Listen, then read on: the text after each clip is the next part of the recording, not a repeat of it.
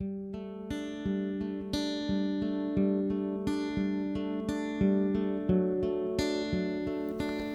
I'm going to show you how to tie, basically it's a small cream and yellow, but it's an easy way to tie a wing dry fly. Now what I'm going to do here is we tie on my thread, but I'm going to tie it maybe say 1.5 from the eye. Now the hook I'm using is a small, it's a size 16 B170. Now I'm going to come down 6 or so turns and then remove the waste piece. I'm going to come back up to that point where I caught it on. Then we tie in some blade wings. Now I'm just using some Starling. Now I'm just going to cut a slip from a right and a left side. Tie them off the right side. Then we tie these forward the eye. Now both together. Now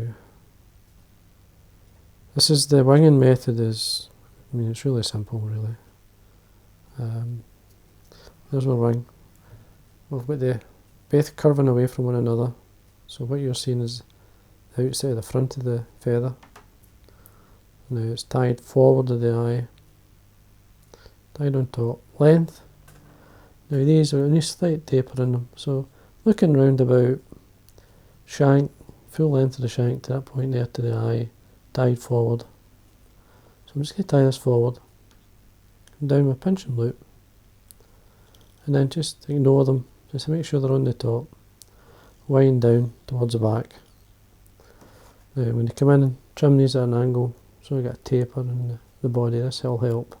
So if you've got a tapered cut, you've got a tapered body.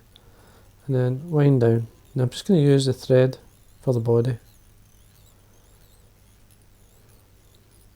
So work my way down.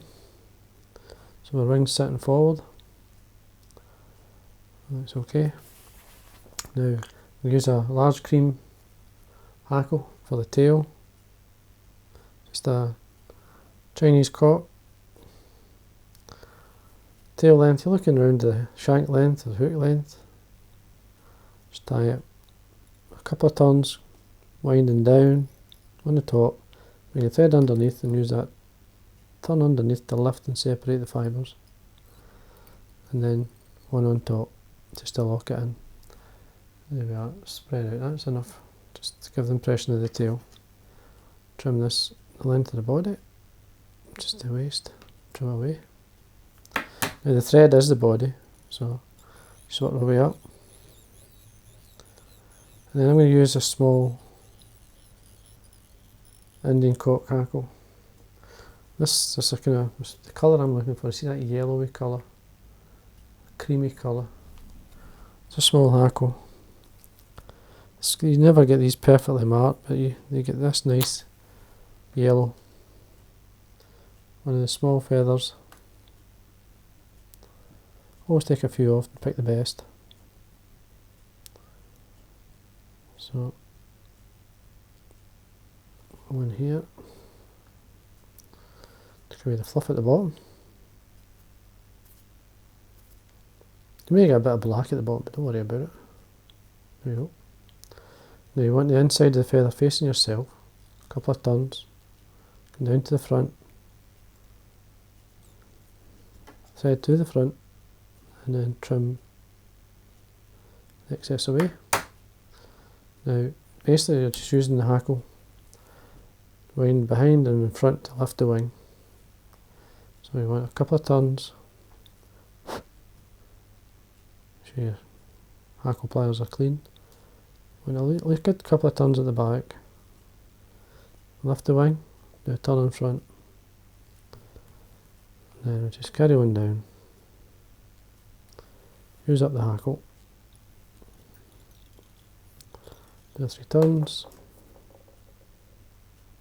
Take away the waste. Now I'm just going to come in and whip finish. Just watch the hackle fibres, don't catch them. It's quite hard to see actually. 1, 2, 3. Tighten up. Small delicate flies.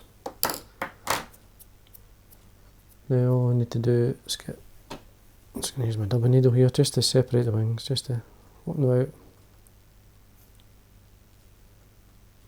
You could put a wee bit of varnish, a light varnish in there, and there you go. Don't need much more dressing than that. And that'll, a lot of people will say, well, that'll not float too long, but you'd be surprised how well that'll float. Yeah, got many fish in these flies. And what'll happen when you cast it as well, the wing will break up and mix in with the hackle, and again that becomes part of it and helps to float it. So there you are, it's a simple wee fly, wee dry fly, wee cream and yellow. A wee touch of varnish in there, just to make sure your whip finish doesn't come loose, and obviously make sure the eye's clean.